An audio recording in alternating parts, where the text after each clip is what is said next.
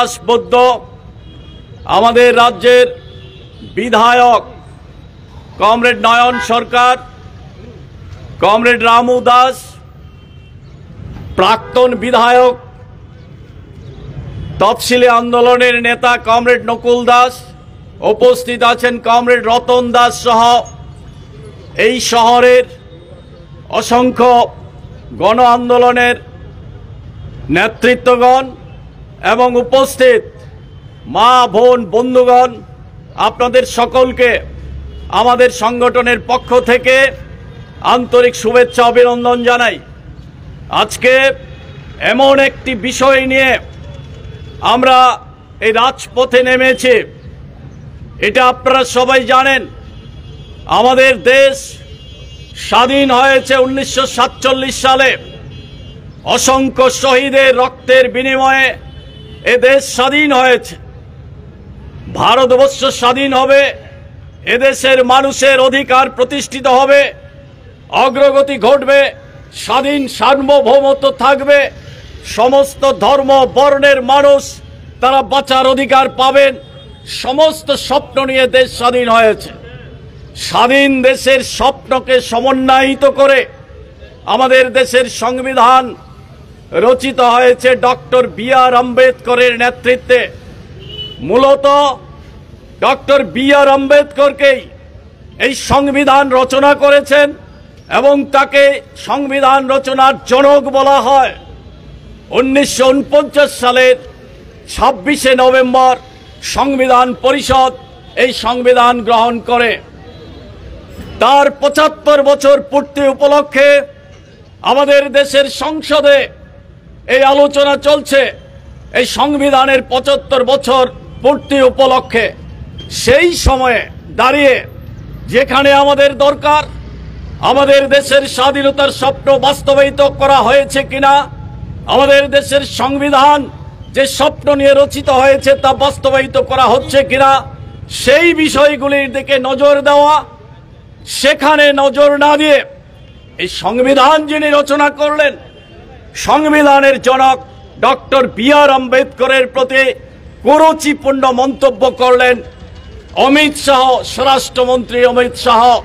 এই অমিত শাহরা যারা সংঘ পরিবারের লোক, তারাই 1949 সালের যখন 26শে নভেম্বর সংবিধান গৃহীত হয় তখন তারা বিরোধিতা করেছিল। ওই আরএসএস এর মুখপত্র ইন্ডিপেন্ডেন্ট পত্রিকাতে বিরাট লেখা দিয়ে তারা বিরোধিতা করেছিল এই সংবিধানের। তারা দাবি করেছিল যে দেশের সংবিধান হোক মনুসংহিতা, মনুস্মৃতি হোক সংবিধান, যার মূল ভিত্তি হচ্ছে বর্ণবাদ। বর্ণের জন্যে শোষিত হবে, নির্যাতিত হবে, অপমানিত হবে, যার বিরুদ্ধে ডক্টর বি.আর. আম্বেদকর সারা জীবন লড়াই করেছেন। সেই ওই হিন্দুত্ববাদের নাম করে বর্ণবাদকে, মনুবাদকে প্রতিষ্ঠিত করার দাবি করেছিলেন সেই সময়ে। তখন তারা পারেনি।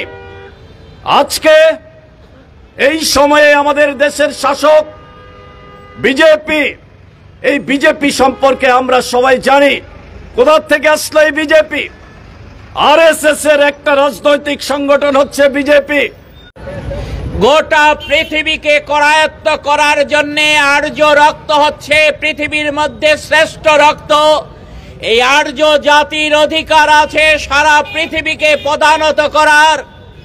এই দৃষ্টিভঙ্গি নিয়ে যখন সারা পৃথিবীকে আক্রমণ সংগঠিত করার জন্য পায়তারা করছেন, সেই সময়ে আজকে যারা রাষ্ট্রীয় স্বয়ংসেবক সংঘ এবং তার রাজনৈতিক সংগঠন বিজেপি করছেন, তারা ওই সময়টাতে তাদের দর্শন, তাদের দৃষ্টিভঙ্গিকে আরো পাকাপোক্ত করবার জন্য কোথায় ভ্রমণ করলেন না, মুসোলিনির বিভিন্ন ক্যাম্পগুলোতে যেখানে ট্রেনিং দেওয়া হচ্ছে কিভাবে মানুষকে খুন করা যায়, কিভাবে অন্য জাতির, অন্য ধর্মের, অন্য সম্প্রদায়ের মানুষকে ধ্বংস করে দেওয়া যায়।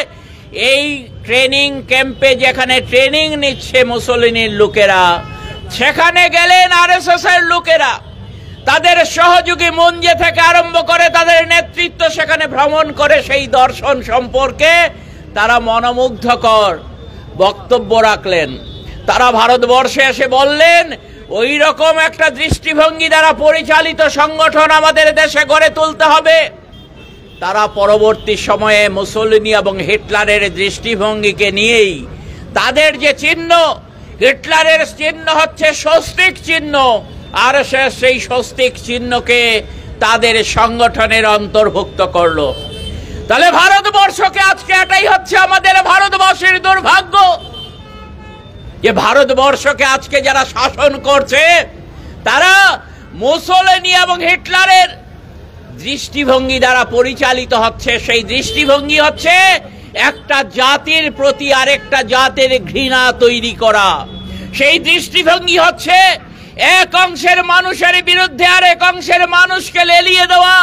তাহলে দেশের মধ্যে মানুষের জীবনের যে প্রধানতম চাহিদা কি, আমাদের চাহিদা একজন মানুষ হিসেবে আপনি সাদা চামড়ার মানুষই হন আর কালো চামড়ার মানুষ হন অথবা পিঙ্গল বর্ণের মানুষ হন, পৃথিবীর যে মহাদেশেই আপনি বসবাস করুন না কেন, আপনার বেঁচে থাকতে গেলে পর আপনার খাবার চাই, বেঁচে থাকতে গেলে পর আপনার বাসস্থান চাই, একজন সভ্য মানুষ হিসেবে বাঁচতে গেলে পর আপনার পরিধেয় চাই, আর নিজের জীবনকে রক্ষা করার জন্য স্বাস্থ্যের ব্যবস্থা চাই, শিক্ষার ব্যবস্থা চাই মানুষ হিসেবে নিজেকে গড়ে তুলতে।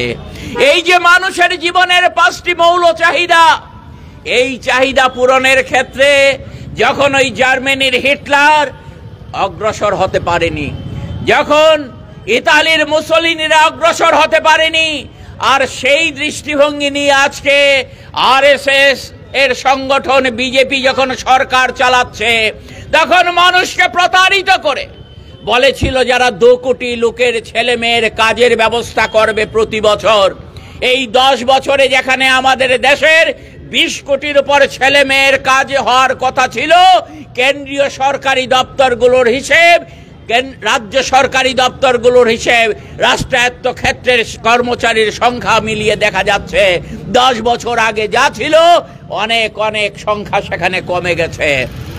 এই যে মানুষের জীবনে সমস্যা তৈরি হচ্ছে, এই সমস্যা সমাধানের জন্য যখন সামান্যতম ভূমিকা ভারতবর্ষের বিজেপি সরকার গ্রহণ করছে না, যখন রাজ্যের তাদের দল দ্বারা পরিচালিত সরকারগুলো গ্রহণ করতে পারছে না, তখন মানুষের বিরুদ্ধে ঘৃণা তৈরি করা ছাড়া তাদের সামনে বিকল্প কোনো রাস্তা খোলা নেই।